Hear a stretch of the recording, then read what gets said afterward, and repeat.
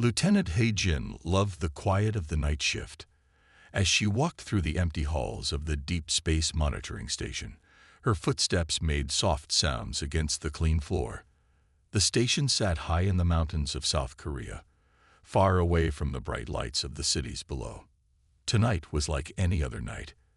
He-jin carried her favorite blue coffee mug, filled with warm tea that smelled like jasmine.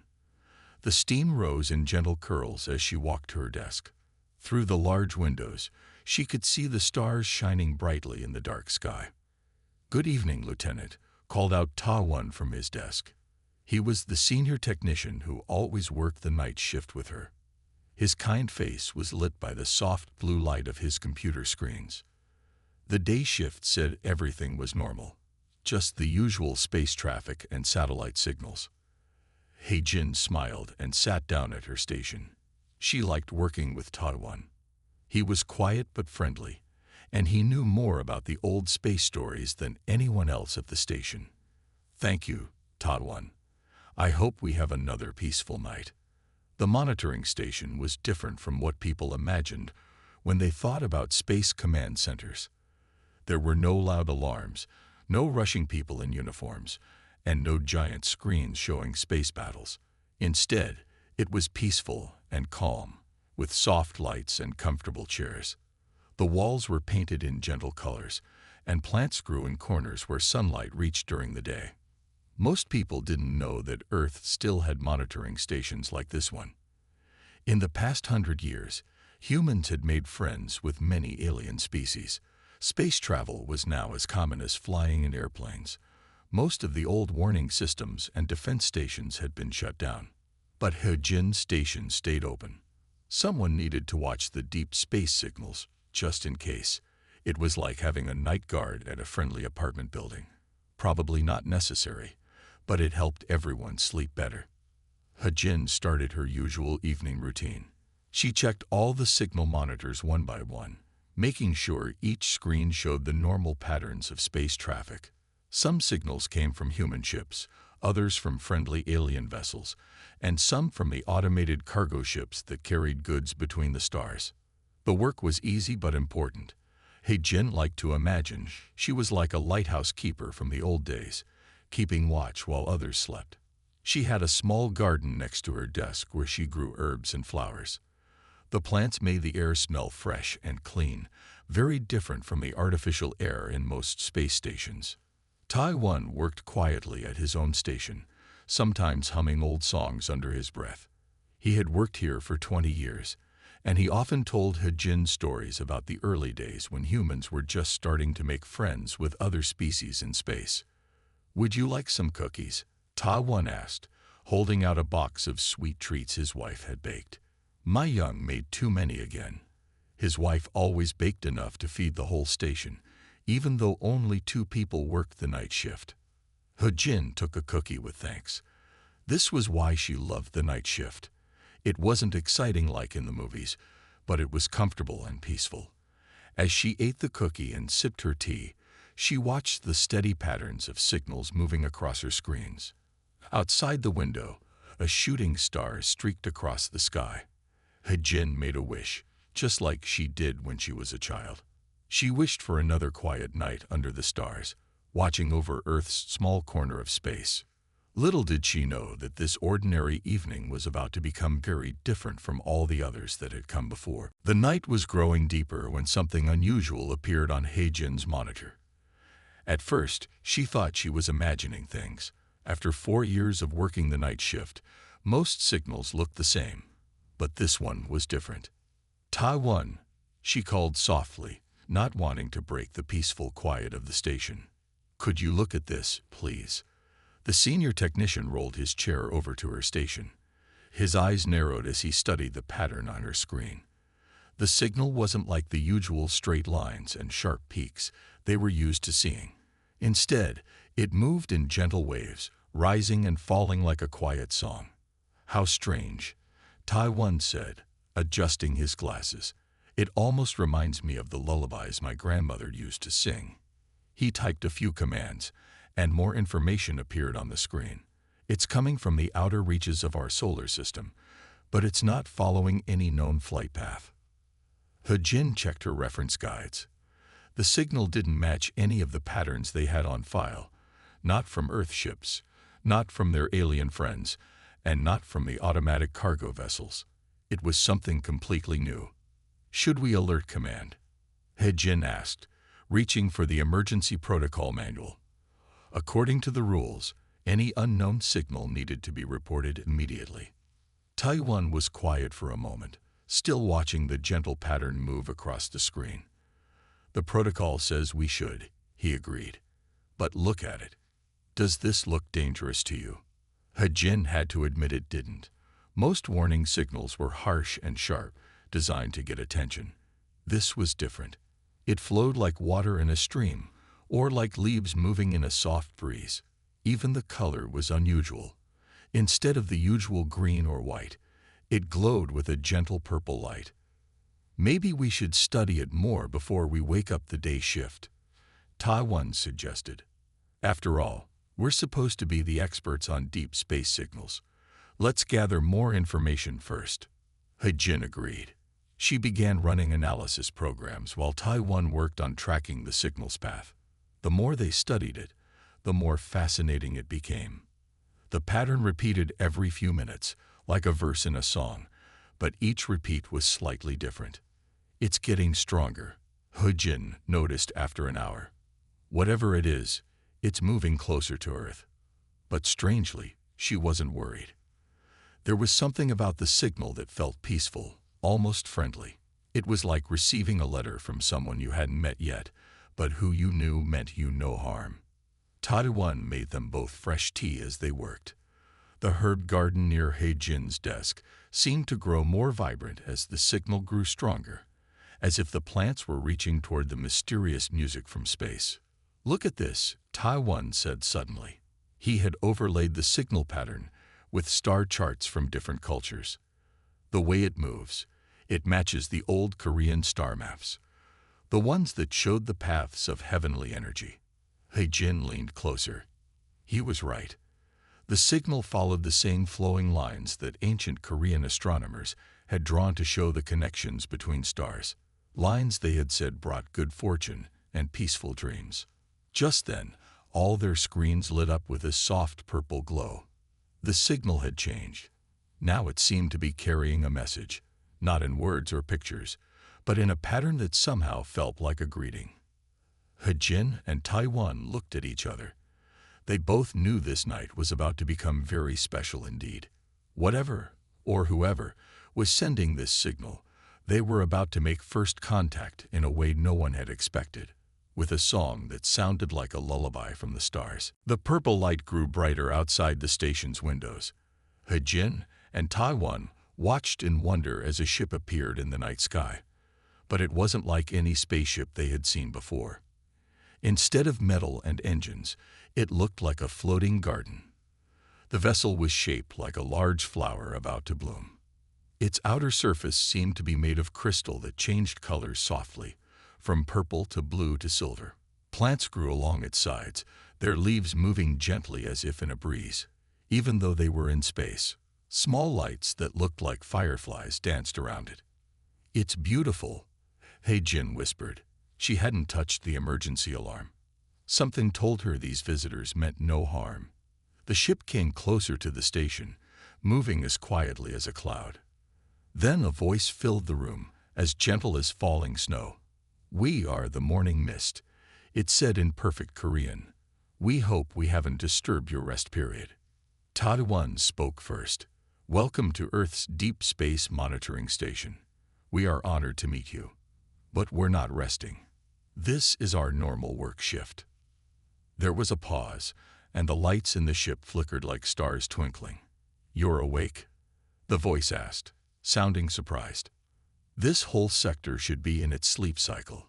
Has no one told you?" Before He-Jin or Taiwan could answer, a soft beam of light appeared in the station's meeting room. 3 figures stepped out of the light. They looked almost human, except their skin had a slight shimmer, like morning dew on flower petals. They wore flowing robes that seemed to be made of living plants and flowers. "I am Dawn Petal," said the tallest visitor, bowing politely. "These are my friends, Soft Rain and Quiet Stream." The other two visitors bowed as well, their movements graceful and calm.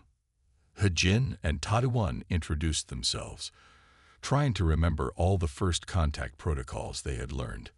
But the visitors didn't seem interested in formal procedures. Instead, they looked around the station with kind curiosity. "Your plants are very well tended," Quiet Stream said, walking over to Hejin's herb garden. The plants seemed to lean toward the visitor, as if saying hello. "They tell us you understand the importance of growing things." "The plants talk to you?" Taiwan asked. Soft Rain smiled. "All living things speak in their own way. Just as the stars sing their songs, that's what we were trying to tell you with our signal. It's time for your sector of space to enter its rest period." "What do you mean by rest period?" Hejin asked, offering their visitors some tea, which they accepted with delight. Don Petal sat down, holding the teacup carefully. "The galaxy follows natural rhythms, like your Earth's seasons. Different sectors take turns being active and resting. It helps keep the balance of energy in space. Your sector was supposed to start its sleep cycle a long time ago, but somehow humans never got the message." "Is that bad?" Taiwan asked, worried. "Not bad," Soft Rain assured them. "Just unusual. We were passing through to check on sleeping sectors when we noticed all the activity here. We thought something might be wrong." "Most species rest when their sector does," Quiet Stream explained. "It's healthier that way." "But humans?" The visitor smiled warmly. "You've been awake all this time, watching the stars even when you were supposed to be sleeping." "We find it fascinating," Don Petal said. "Your people have achieved so much, even though you're off-cycle. Imagine what you could do if you were in harmony with the galaxy's rhythms." Hejin looked at her screens, still showing the beautiful pattern of the visitor's signal. "Could you teach us about these rhythms?" she asked. The three visitors looked at each other, their faces brightening like the dawn. "We would be honored," they said together. And somehow, the night shift didn't feel quite so quiet anymore. Don Petal spread out what looked like a star map in the station's meeting room. But instead of regular stars, it showed flowing patterns of light that moved like rivers across space. Hejin and Taiwan watched in amazement as the map came alive, showing different colors for different parts of the galaxy. "Think of the galaxy as a big neighborhood," Don Petal explained. "Just as your Earth has day and night, different parts of space have active and rest periods. Right now, your sector should be in its quiet time." Soft Rain touched the map, and it zoomed in to show Earth's part of space. "See these blue waves? They're sleep waves. They help living things rest and grow stronger. They're flowing through your sector right now, but humans haven't noticed them." "Is that why other species are sleeping?" Hejin asked, watching the beautiful blue waves move across the map. "Yes," Quiet Stream nodded. "Most beings follow these natural rhythms.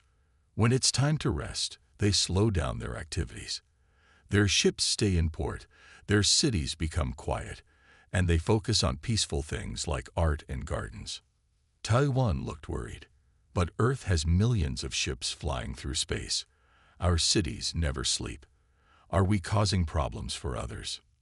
"No, no," Don Petal said kindly. "You're not disturbing anyone. We're just concerned about you. Staying awake during sleep waves is like staying awake for years without proper rest. Humans are strong to manage it, but you could feel so much better." Hejin thought about how tired people often seemed on Earth, always rushing and busy. How long is a cosmic sleep cycle supposed to last? "In Earth time, about 5 years, Soft Rain explained. Then your sector would have 15 years of active time. During rest cycles, beings focus on dreams, healing, and quiet growth. During active cycles, they build, explore, and connect with others." "But what about important work?" Taiwan asked. "This monitoring station needs to stay open." Quiet Stream smiled. "Of course. Not everyone sleeps at exactly the same time, just like in your cities. but most activities slow down. People take turns watching and resting. It's a gentle balance. The visitors showed them more of the map. Some sectors glowed bright with activity, while others were peaceful and dim. It looked like a beautiful dance of light and shadow across the galaxy. Your sector's sleep cycle started 50 Earth years ago, Don Piddle said. You have about 4 more years before your active cycle begins. If you choose to align with the cosmic schedule, we can help you prepare. Hajin watched the blue sleep waves flowing past Earth on the map. She remembered how peaceful the station felt at night, with its quiet rooms and gentle lights. Maybe the whole planet could feel that peaceful. Would all humans have to sleep? She asked. Not exactly sleep, Soft Rain explained. More like a quiet time. Less travel, more rest. More time for dreams and peaceful thoughts. Each species finds its own way to rest.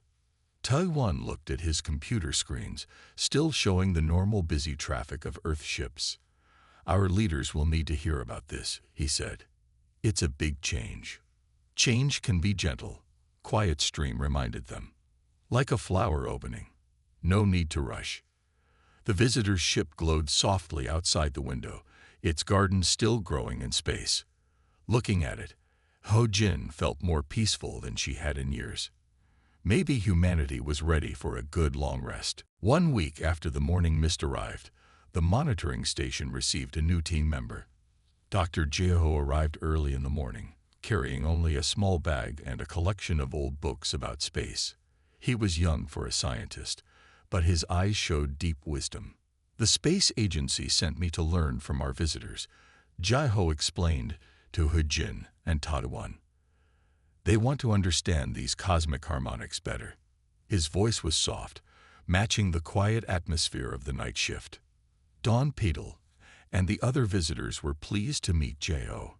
They set up a study area in the station's garden room, where the plants had grown twice their normal size since the visitors arrived. Their ship still floated outside, its garden growing more beautiful each day. Cosmic harmonics are like music that runs through space, Don Peddle explained to Jeho. They sat together among the plants, while Hejin and Taiwan listened from their nearby desks. Every star, every planet, every living thing adds its own note to the song. Jeho took careful notes in his book. And these harmonics affect living beings? He asked. Yes, Soft Rain answered. They help all things grow and rest in natural cycles. Even your Earth follows these rhythms. The seasons, the tides, the migration of animals. But humans somehow stopped listening to the bigger rhythms of space. The visitors taught Jeho how to measure the sleep waves using special crystals from their ship. The crystals changed color when they detected the cosmic harmonics. Under the purple light of the crystals, Jeho began to understand the patterns. It's amazing, he told Hejin one quiet evening. These waves are like a soft blanket wrapped around our part of space. They're trying to help us rest, but we've been fighting them without knowing it. Hejin noticed that everyone in the station was sleeping better since the visitors arrived. Even the night shift felt more peaceful. The plants in her garden grew stronger, and the air seemed clearer. It was as if the whole station was finally breathing properly. Jeho made an important discovery while studying with the visitors. He found that Earth's ancient temples and sacred places were built in locations where the cosmic harmonics were strongest. The old scientists had known about these peaceful energies, but modern humans had forgotten. Your ancestors were very wise, Quiet Stream told them. They built their most important places where the sleep waves touched Earth most strongly. These were places of healing and peace. Working together, Jeho and the visitors created a map showing how the cosmic harmonics flowed around Earth. The patterns looked like the same flowing lines that appeared on the visitors' star maps. It proved that Earth was meant to be part of the galaxy's great rhythm. We don't have to change everything at once, Jeho explained to some visiting scientists from the space agency. We can start small, learning to rest when the waves are strongest, like taking a quiet breath between activities. The visitors were happy with Jeho's progress. They saw how quickly he understood the importance of balance between activity and rest. Through him, other humans began to learn about the cosmic harmonics too. As the purple crystals glowed softly in the night, Ho-Jin realized that this knowledge was a precious gift. The visitors hadn't come to change humanity by force. Instead, they were teaching humans how to find their natural place in the galaxy's peaceful dance. 3 months after the morning mist arrived, changes began to spread across Earth. It started in the small town near the monitoring station. Ji-Ho had shared his findings with the town's leaders, and they decided to try following the cosmic sleep schedule. The town created quiet hours when the sleep waves were strongest. During these times, stores closed early, and people spent more time at home with their families. They planted more gardens and trees, just like the ones growing on the visitor ship. Soon, everyone noticed they felt better and happier. The changes are so natural, Ho-Jin told Don Petal one evening. They stood at the station's window, watching the town's lights dim gently for the quiet hours. It's like the town remembers how to rest properly. Other cities learned about the experiment and wanted to try it too. Ji-Ho traveled to different places, carrying the special purple crystals from the visitors. He taught people how to measure the sleep waves and adjust their daily schedules. Some big cities started what they called stellar sleep schedules. They made their street lights softer during quiet hours and created peaceful gardens where people could rest. Even the busy airports and spaceports began scheduling fewer flights during the strongest sleep waves. "Your people adapt so well," Soft Rain said to Taiwan. "We worried you might resist the change, but you embrace it with such wisdom." The visitor's ship had become a familiar sight in the night sky. People in the town said their gardens grew better when they planted them under its gentle light. Children learned songs about the cosmic harmonics in school, and elderly people said the quiet hours reminded them of peaceful times from their youth. The Jinn noticed changes in the space traffic too. Ships began following new routes that worked with the sleep waves instead of fighting against them. Pilots reported their journeys felt smoother, and they used less fuel. Even the automated cargo ships were reprogrammed to follow the cosmic rhythms. One evening, Ji-Ho brought exciting news to the station. "The Global Space Council has approved new guidelines," he announced. "All Earth ships will now include cosmic harmony sensors. We're officially becoming part of the galaxy's natural schedule." The morning mist visitors were proud of humanity's progress. "You've accomplished in 3 months what takes most species years to accept," Don Petal said. "Your ability to change while staying true to yourselves is remarkable." The monitoring station itself had changed. The herd garden near Ho-Jin's desk now filled an entire room, and the plants grew in peaceful harmony with the sleep waves. The harsh emergency lights had been replaced with softer ones that changed with the cosmic rhythms. Even the night shift felt different. Ho-Jin and Taiwan still kept their watch, but now they understood they were part of something bigger. They weren't just monitoring space traffic, they were helping maintain the peaceful balance of the galaxy. "We still have much to learn," Taiwan said, looking at his screen showing the new, more harmonious patterns of space traffic. "But it feels right, doesn't it? Like we're finally in step with a dance we were always meant to join." The visitors agreed. Earth was finding its place in the cosmic schedule, not by forcing change, but by remembering a truth that had been sleeping in human hearts all along. As Earth embraced the cosmic sleep cycles, something unexpected happened. The morning mist visitors began to learn as much from humans as humans learned from them. Engineer Sun Mai, who joined the station team to help with technical changes, noticed this first. "You find beauty in small moments," Don Petal told Sun Mai one evening. They were watching the sunset from the station's observation deck. "Most species simply rest during sleep cycles, but humans create art, music, and stories even in your quiet times." Sun Mai had been teaching the visitors about Korean traditions, especially the concept of nunchi, the art of reading a room and understanding the feelings of others. The visitors were fascinated by how humans could sense and respond to the emotions of those around them. "Nunchi is like cosmic harmonics, but for hearts and minds," Soft Rain said. We measure space rhythms with crystals, but you can feel the rhythms of emotions naturally. This is a rare gift. The visitors particularly loved how humans made their resting places beautiful. In the town below the station, people had started building gardens that mixed earth plants with seeds given to them by the morning mist. The gardens grew into peaceful spaces where the plants from both worlds danced together in the starlight. We never thought of using rest periods for creativity. Quiet Stream admitted to Sunmay. Our people usually just slow down and wait for the active cycle to return. But humans make art from your quiet moments. You turn peace into something beautiful. Sunmay worked with Hejin to create a special room in the station where they displayed art made during the quiet hours. People brought paintings, poems, and songs inspired by the cosmic harmonics. The visitors were amazed by how humans could turn scientific patterns into beautiful creations. The morning mist beings shared their own gifts too. They taught humans how to grow plants that glowed softly in the dark, perfect for lighting homes during quiet hours. They showed how certain flowers could sing gentle songs when touched by sleep waves, creating natural lullabies. Our peoples are more alike than we thought. Sunmay told Hejin as they watched Earth children playing with morning mist children in the station's garden. The alien children looked like small balls of sparkling mist, but they laughed just like human children as they chased firefly-like lights through the plants. The station had become more than a monitoring post. It was now a place where two cultures shared their wisdom about rest and peace. Scientists came to study the cosmic harmonics, but they left understanding more about their own hearts. Artists came seeking inspiration and discovered new ways of seeing the universe.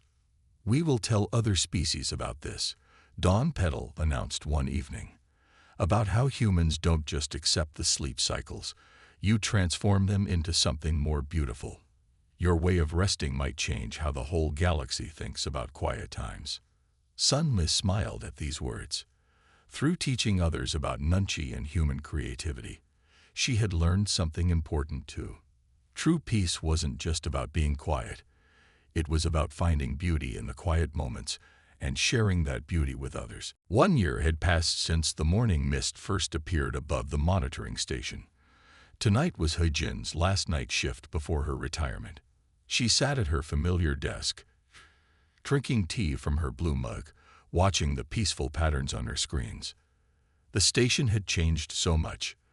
The once plain walls now bloomed with growing plants.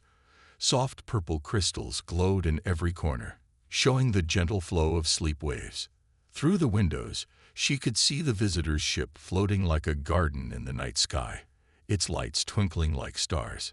It's hard to believe this is my final watch, Hejin told Tatawan, who would retire next month. Do you remember how quiet and lonely it used to feel? Tatawan smiled, his kind face now familiar with the peace that had spread across Earth. Now the quiet feels like a friend, he said, something to welcome rather than just endure. The door opened, and Jiho entered with Dawn Petal and Sunmay. They had come to share Hejin's last night shift. Outside, the town glowed softly in the evening light, its new gardens visible even from the mountain station. People moved peacefully through the streets, enjoying the quiet hours that had become so precious to everyone. The Space Council sent their final report today, Jiho announced, showing them his tablet. Earth's adaptation to the cosmic sleep cycle is now complete. We did it a year before the active cycle begins. Sunmay added. And the Morning Mist Council is using our success story to help other worlds. They call it the Earth Method, finding beauty in rest instead of just sleeping through it. Dawn Petal's form glowed gently as she spoke. Your world has taught us so much. We came to help you rest, but you showed us how to make rest time rich with meaning. Other species are already learning from your example. Hejin looked at her screens one last time. The space traffic patterns had changed completely over the past year. Ships now moved in graceful, flowing lines that worked with the sleep waves instead of against them. The emergency alert system hadn't sounded in months, not because it was broken, but because the galaxy had become more peaceful. What will you do after retirement? Quiet Stream asked Hejin. I'm going to teach children about the cosmic harmonics, she replied. Not just the science, but the art of it too. How to listen to the quiet and find beauty in it. She touched one of the herbs growing near her desk. And I'll keep growing gardens, of course. The night grew deeper, and more visitors arrived at the station. Morning mist children played with human children in the garden room, their laughter mixing with the soft songs of the glowing plants. Artists worked quietly in the corners, capturing the peaceful scene in paintings that seemed to shimmer with cosmic harmonics. As midnight approached, Hejin stood up from her desk for the last time. But she didn't feel sad. The monitoring station wasn't just a watchpost anymore. It had become a bridge between worlds, a place where peace wasn't just monitored but created and shared. The next generation will do even better, she said, looking at the young officers who would take over the night shift. They understood both the technical systems and the gentle rhythms of space, ready to help humanity continue its new journey. Dawn Piddle touched Hejin's shoulder softly. You helped change not just Earth, but the whole galaxy. You showed everyone that being awake during sleep cycles wasn't a mistake, it was preparation. Humanity needed to be awake to learn these lessons and teach them to others. Outside, the stars shone brightly in the peaceful night sky. Earth had found its place in the cosmic dance, proving that sometimes the best way to honor ancient rhythms was to add your own gentle song to them. Hejin smiled, knowing that while her watch was ending, humanity's new story was just beginning.